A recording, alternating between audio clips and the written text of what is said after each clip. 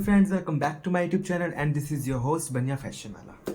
So guys, आज हम जिस इम्पोर्टेंट टॉपिक पे बात करने वाले हैं फैशन इंडस्ट्री की, वो टॉपिक है what happened to the dresses of ramp show और a fashion show. Fashion show में जो भी ड्रेसेस हम देखते हैं उनका क्या होता है बाद में, उनके साथ क्या किया जाता है, या उन्हें फेंक दिया जाता है, या उन्हें रीयूज़ किया जाता है, या उन्हें सेल कर दिया जाता है, या डिज़ाइनर्स उनको अपने एक तरीके से रख लेते हैं म्यूज़ियम के तौर पे कि उनसे इंस्पिरेशन ले, या उन्हें एक शोपीस के तौर पे रखा ही जाता है। तो आज की वीडियो में हम बात करेंगे इस टॉपिक पर कि ड्रेसेस के साथ क्या होता है, क्या किया जाता है। सो गाइज, मैं आपको स्टार्टिंग से कुछ चीज़ें बता देता हूँ पहले कि फ़ैशन शो से रिलेटेड, कि फ़ैशन शो में बेसिकली होता क्या है। फ़ैशन शो में ड्रेसेस बनाई किस पर्पज़ से जाती हैं, क्योंकि अभी जिनको नहीं पता है, ये एक फ़ैशन स्टूडेंट के लिए ही नहीं, एक फ़ैशन फैकल्टी या फ़ैशन से रिलेटेड पर्सन के अलावा भी जो नॉर्मल पर्सन्स हैं वो भी इस बात को जानने की उतनी ही इच्छा रखते हैं जितनी कि एक फ़ैशन स्टूडेंट या फ़ैशन से रिलेटेड जानने वाला बंदा रखता है।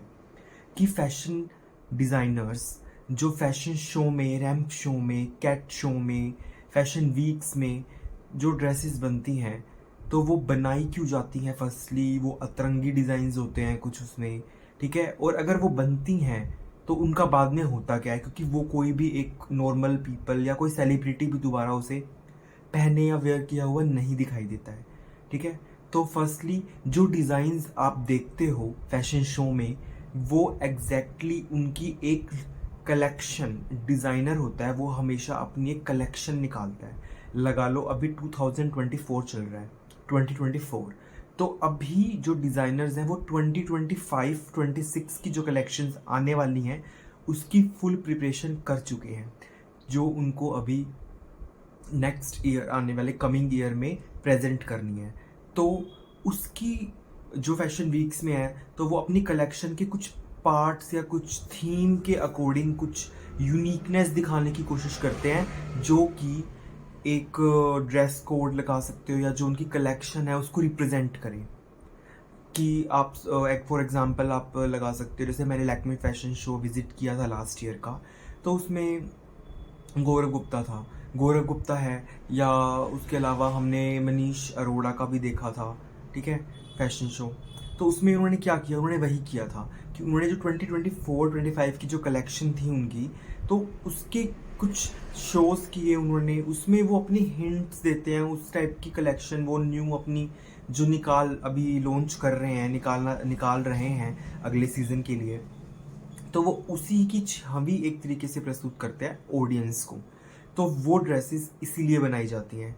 फर्स्टली अगर वो एक लोकल ड्रेसेस ही हैं, लोकल इन द सेंस कि आम जो एक नॉर्मल पीपल भी वियर करता है और सेलिब्रिटी भी वियर कर सकता है उस ड्रेस को, अगर वो इस काइंड के पैटर्न, सिलवेट्स और फैब्रिक्स हैं जो एक टिपिकली आउटफिट है उनके ब्रांड का, चाहे वो कोई भी डिज़ाइनर हो, तो वो उसे आसानी से सेल भी कर सकते हैं। फर्स्ट पॉइंट, वो अपनी वेबसाइट के थ्रू या अपने स्टोर्स के थ्रू, क्योंकि उनके हर एक पोश एरिया में स्टोर होते हैं। लाइक मुंबई में भी कोई एक ही जगह उनका स्टोर नहीं होता है, अलग अलग एरियाज़ में, दिल्ली में, बेंगलोर में, तो हैदराबाद में जो पोश एरियाज़ है वहाँ पे आपको इन बड़े बड़े सेलिब्रिटीज़ के शोरूम्स मिलेंगे ही मिलेंगे। तो ये क्या करते हैं, अगर इनकी वेबसाइट पे वो, पहली बात तो ये जो मॉडल्स वियर करके आती है वहाँ पे सेलिब्रिटीज़ या ऑक्शंस लगते हैं, वहाँ पे ऑक्शंस होते हैं बाद में, रैंप शो के दौरान नहीं होते हैं।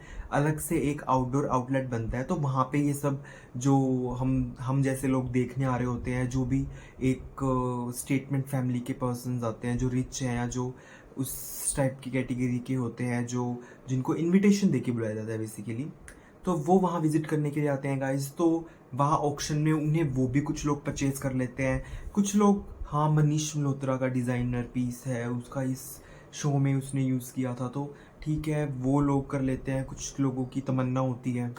उसके अलावा जो उनके पीसीज रह जाते हैं वो उन्हें सेल आउट प्रोडक्ट्स में भी निकाल देते हैं अपनी वेबसाइट के थ्रू, अपने स्टोर्स के थ्रू। उसके अलावा अगर वो नहीं सेल आउट होते हैं तो उन प्रोडक्ट्स को वो रखते हैं, वो उनका कोई यूज़ नहीं होता है, उनको वो दोबारा से भी रीयूज़ में नहीं लेते हैं।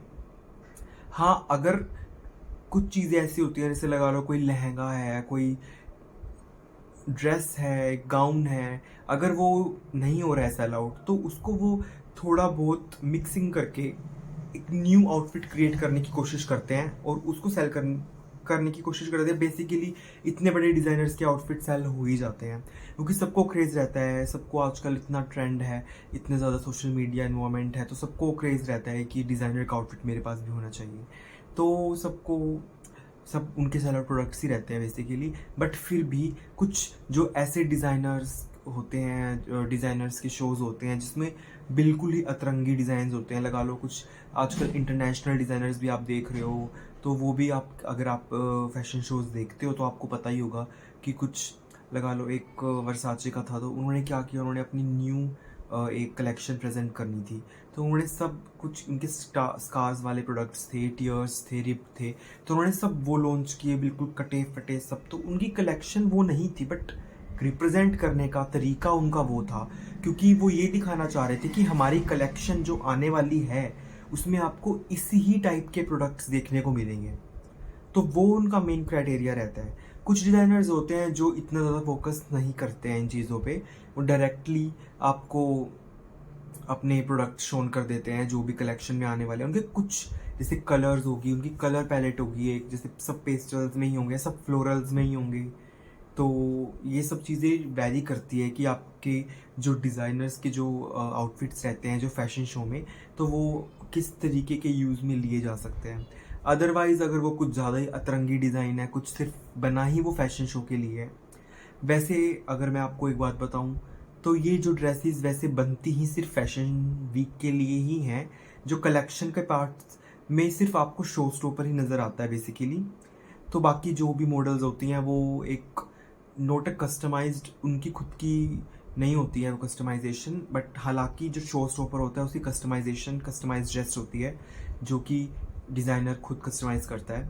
उनकी खुद की जो कलेक्शन आने वाली है उसका एक पार्ट होता है।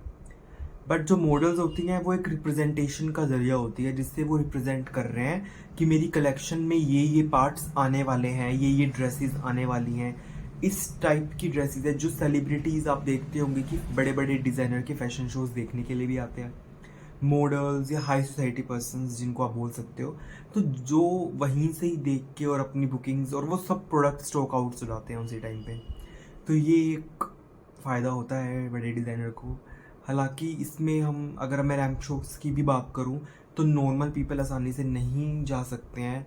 तो मेरा खुद का एक्सपीरियंस है गाइस, ये मैंने लास्ट 2 इयर्स के लैक्मे फैशन वीक जो दिल्ली में हुए हैं मैंने वो विज़िट किए हैं। तो मुझे भी किसी ने इनवाइट नहीं किया होगा इसलिए, तो मैंने भी अपने कुछ सोर्सेज के थ्रू बहुत ज़्यादा मुश्किल से मैंने कुछ लास्ट टाइम में मैंने 7 to 8 शोज़ देखे हैं।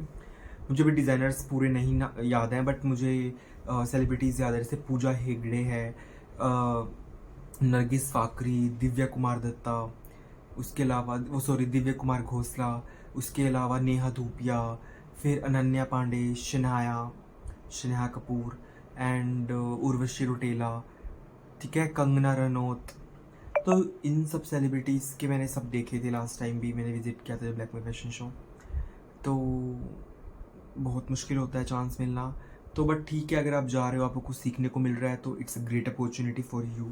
फैशन स्टूडेंट के लिए तो है ही, क्योंकि बहुत कुछ सीखने को मिलता है कि एक कैसे इन्वॉल्वमेंट रहता है रैंप शो में, कैसे फैशन शो का एक क्राइटेरिया रहता है, कैसे टाइप का वहाँ पे बैकग्राउंड में जितना वर्क होता है, अपस्टेयर्स होता है, अपर फ्लोर पे क्या वर्क रहता है, ऑडियंस में क्या इन्वॉल्वमेंट होता है, तो वो सब चीज़ें जानने को मिलती है। तो एक डिज़ाइनर होने के नाते तो इन सब चीज़ों का पता चलना, तो थोड़ा पता सब चीज़ों का होना चाहिए, ताकि हमें ये पता चल सके कि हाँ इस फील्ड में ये वर्क होता है, क्योंकि स्पेशलाइजेशन डिज़ाइनर्स में भी एक फ़ैशन शो के लिए भी होती हैं।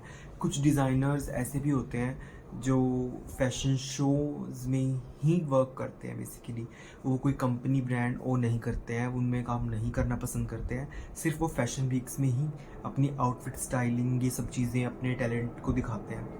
तो ये भी एक फील्ड है, इसमें भी बहुत स्कोप्स हैं। तो बट यही है कि आप अपना इंटरेस्ट बनाएं कि आपको किस पर्टिकुलर स्कोप में अपना कैरियर बनाना है, अपना फ्यूचर बनाना है। तो गाइज़ अभी फ़िलहाल के लिए यही। तो आज की वीडियो में आप सबने देखा कि क्या डिज़ाइनर क्लॉथ के साथ होता है। So please guys do like, subscribe and share my YouTube channel और देखते रहिए बनिया फैशन वाला। Thank you so much.